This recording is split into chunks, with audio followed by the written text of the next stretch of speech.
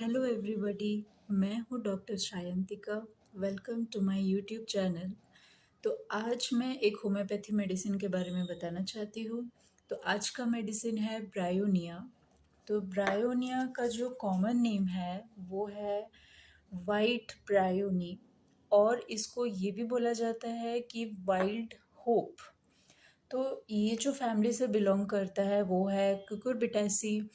And अगर जब patient, सोच लीजिए कि आपके क्लिनिक पे आते हैं, तो पेशेंट का जो कॉम्प्लेक्शन होता है वो थोड़ा डार्क होता है। आप ये ऑब्ज़र्व कर सकते हैं अपने क्लिनिक में।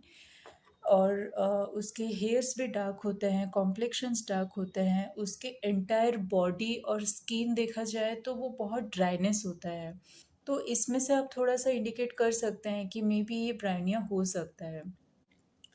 देन अगर उसका हम स्पेयर ऑफ एक्शन अगर पे बात करेंगे, तो पहले फ्रेंड्स मैं आपको बता दूं कि स्पेयर ऑफ एक्शन का मतलब क्या होता है। स्पेयर ऑफ एक्शन का मतलब है कि ये जो मेडिसिन है, एक पर्सन के बॉडी पे कौन कौन से ऑर्गन्स, कौन कौन से सिस्टम पे काम करता है, तो उसको बोला जाता है स्पेयर ऑफ एक्शन।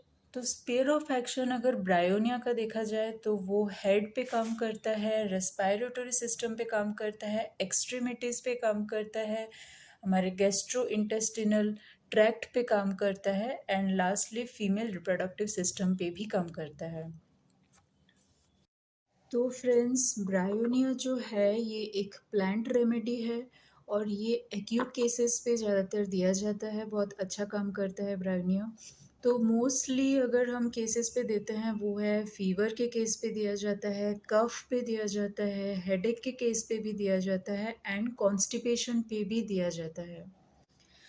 तो फ्रेंड्स, अब हम थोड़ा-सा उसके ब्रायोनिया का मेंटल सिम्पटम देखेंगे, थोड़े शॉर्टकट पे डिस्कस करेंगे। तो ब्रायोनिया का जो मेंटल सिम्पटम है, वो हमेशा वर्कोहॉलिक होता है। वो हमेशा काम करते रहता है, बहुत ज़्यादा बिजनेस के बारे में बात करता है, बिकॉज़ उसको एक्चुअली वर्कaholic इसलिए वो होता है क्योंकि उसको fear of loss, fear of poverty, ये फीलिंग उसके अंदर बहुत ज़्यादा रहता है। तो इसीलिए वो इरिटेबल नेचर का होता है, और वो हमेशा अपना काम पे ही उसके मतलब रहते हैं, और कुछ भी उसको कोई दूसरे टॉपिक्स में वो बात ही नहीं करता। बाहर भी अगर कहीं वो जाएगा, किसी लोगों से बातें करता है, तो वो सिर्फ़ और सिर्फ़ अपने काम और अपने बिज़नेस के बारे में ही बात करता है, और बिज़नेस करते हुए लोगों से बात करता है। तो इसीलिए इसको हम वर्कोहॉलिक नाम से इसको बोला जाता है कि ब्रायनिया जो पर्सन होता है वो बहुत ज़्यादा वर्कोहॉलिक होता है, इंडस्ट्रियस होता है, और वो हमेशा बिज़ी रहता है अपने कामों से, और बहुत डिटरमाइंड होता है अपने काम को लेकर के। तो फ्रेंड्स, अगर क्लिनिक में, आपके क्लिनिक में अगर पेशेंट आ भी रहा है ब्रायनिया का, तो आप ये चीज़ एक ऑब्ज़र्व कर सकते हैं कि जब पेशेंट आपके सामने बैठता है तो वो वहाँ पे भी आपके सामने थोड़ा बहुत वो बिज़नेस के बारे में ज़्यादातर बात करेगा, या फिर उसके काम को लेकर के वो बहुत ज़्यादा बात करेगा। तो आप थोड़ा-सा इसको इंडिकेट कर सकते हैं कि ये ब्रायनिया पर्सन में भी हो सकता है। तो फ्रेंड्स, ब्रायोनिया का अगर हम डिज़ायर्स पे अगर बात करें, या फिर उसके ड्रीम्स, डिज़ायर्स, ये सब बात करें, तो डिज़ायर जो है वो हमेशा साइलेंट रहने के लिए उसको बहुत पसंद है, बिकॉज़ वो वैसे भी काम पे बिज़ी रहता है। तो उसको ज़्यादा बात करना पसंद नहीं है। उसको पसंद यही है कि उसको बस अपना काम करना है, अपना ड्यूटी करना है, और उसी में ही बिज़ी रहना है। तो डिज़ायर अगर उसके खाने-पीने में बोला जाए तो उसको क्या पसंद है, तो वो है, उसको वार्म मिल्क पसंद है और सूप पसंद है। जैसे कि कोई भी गरम वाले जो ड्रिंक्स होते हैं, वार्म मिल्क, जैसे दूध अगर थोड़ा-सा गरम पीना उसको बहुत पसंद है। तो ये सारे उसके पसंद है, इसके डिज़ायर्स हैं। और ड्रीम्स में अगर बोला जाए तो ड्रीम्स उसके वही बिजनेस पे ही रहता है कि वो जब भी सपना देखेगा कि यही है, दैट वो ड्रीम्स में भी अपना बिजनेस ही सोच रहा है और ड्रीम्स में भी वो अपना बिजनेस पे काम कर रहा है, यही उसके ड्रीम्स आते हैं। नेक्स्ट अगर हम उसके प्यास को अगर देखा जाए, थर्स्ट, थर्स्ट जो होता है वो है large quantity of water at large interval of time. मतलब कि वो लार्ज क्वांटिटी मीन्स उसको एक बार में जब वो पानी पिएगा तो उसको बहुत ज़्यादा प्यास रहता है, तो वो बहुत ज़्यादा क्वांटिटी में पानी पीना चाहता है, लेकिन वो बहुत लार्ज क्वांटिटी ऑफ टाइम के गैप में वो पीना चाहता है।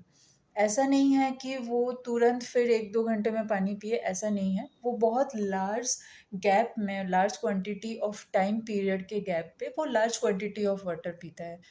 तो सिम्पटम्स के बारे में बात करेंगे। तो पहला है, अगर उसको हेडेक हो रहा है तो उसका जो हेडेक का सिम्पटम्स ऐसा होता है कि उसके जो हेड हैं उसको ये सेंसेशन होता है कि एज इफ उसके जो हेड है वो बस्ट हो जाएंगे। तो वैसा वाला उसको हेडेक के सिम्टम्स होते हैं, बहुत पेनफुल होता है उसके हेडेक के सिम्टम्स। सेकंड, अगर हम कॉन्स्टिपेशन देखेंगे, अगर पेशेंट का कॉन्स्टिपेशन हो रहा है तो वो उसका जो स्टूल होता है वो स्टूल बहुत ड्राई होता है, बहुत डार्क होता है और बहुत हार्ड होता है।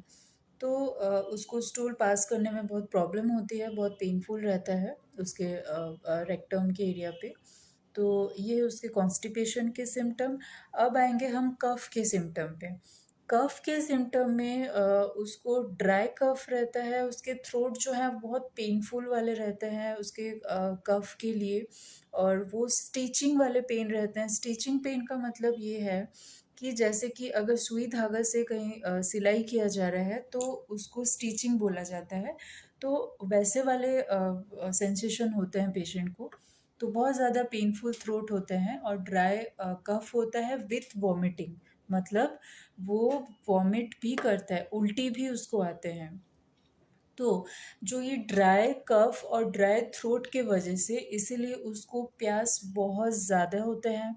तो इसीलिए जो मैंने इससे पहले फिज़िकल थोड़े जनरल्स पे जो बताया था कि थर्स्ट उसको large quantity of water for large quantity of time period पे वो जो लेता है। तो ये वाली जो थर्स्ट है इसके इस कफ के लिए उसको लार्ज क्वांटिटी ऑफ वाटर के लिए थर्स्ट होते हैं। देन अगर जैसे उसके कफ जो होते हैं ना उसके एग्रावेशंस, मतलब वो कफ उसका कब बढ़ जाता है, किस सिचुएशन में उसका बढ़ रहा है। तो ये देखा गया है कि उसको जो कफ है वो सोच लीजिए अगर सांस बहुत ज़ोर से ले रहा है तो उसको कफ आ जाएंगे। अगर इमीडिएट कुछ खाया हुआ होगा या फिर वो कुछ पिया हुआ है तो आफ्टर कुछ फूड इनटेक वो कर रहा है या फिर ईटिंग या ड्रिंकिंग, उसके बाद भी उसको कफ होते हैं। देन वार्म रूम पे भी उसको कफ बहुत ज़्यादा होता है। तो ये है उसके कुछ एग्रावेशंस जो कफ उसके जो बढ़ जाते हैं। तो फ्रेंड्स, ब्रायोनिया का अगर हम मोडेलिटीज़ देखेंगे तो उसमें एक एग्रावेशन होता है और एक एम्बुलेशन होता है। तो एग्रावेशन का मतलब ये है कि किस सिचुएशन में उसको उसके कंप्लेंट्स बढ़ जाते हैं, और एम्बुलेशन में उसको किस किस चीज़ से उसको रिलीफ मिलता है, तो दैट इज़ एम्बुलेशन। तो पहले हम एग्रावेशन के बारे में बात करेंगे। तो एग्रावेशंस उसको मूवमेंट से होता है और वार्म रूम से होता है। वार्म रूम का मतलब है कि जिस रूम में थोड़ा-सा गर्माहट और वार्म रहता है तो वहाँ पे उसके कंप्लेंट्स बढ़ जाते हैं। और मूवमेंट्स का मतलब ये है कि अगर वो चलता-फिरता रहा है या कहीं जा रहा है, उसके बॉडी पोस्चर्स मूवमेंट्स हो रहे हैं तो उसमें उसके एग्रावेशंस हो जाते हैं उसके कंप्लेंट्स। अगर हम एम्बुलेशन देखा जाए, मतलब कि किस सिचुएशन में किस चीज़ से उसको रिलीफ मिल रहा है, वो है अगर वो सो जाता है, उसको वो अगर रेस्ट कर रहा है तो भी उसके एम्बुलेशंस होते हैं। और अगर वो कुछ ठंडा खाता है या फिर कुछ ठंडा पीता है लाइक कोल्ड ड्रिंक्स वगैरह एक्सेट्रा, तो इस चीज़ से उसको एम्बुलेशंस होते हैं, थोड़े से उसको रिलीफ मिलता है। तो ये है उसके मोडेलिटीज़। तो फ्रेंड्स, ये था ब्रायनिया के बारे में। तो आई थिंक लगभग मैंने बहुत सारी चीज़ें कवर किए हैं ब्रायनिया पे, थोड़े शॉर्टकट में बताकर।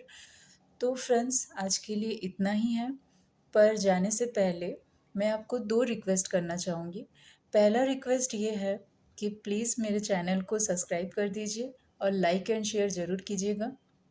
एंड सेकंड मेरा रिक्वेस्ट यही है कि आपको अगर होम्योपैथी रिलेटेड कुछ भी जाननी है या फिर कोई भी टॉपिक्स के बारे में आपको जानना है, तो आप मुझे ज़रूर कमेंट्स पे बताइए। मैं कोशिश ज़रूर करूँगी उस रिलेटेड वीडियोस लाने के लिए।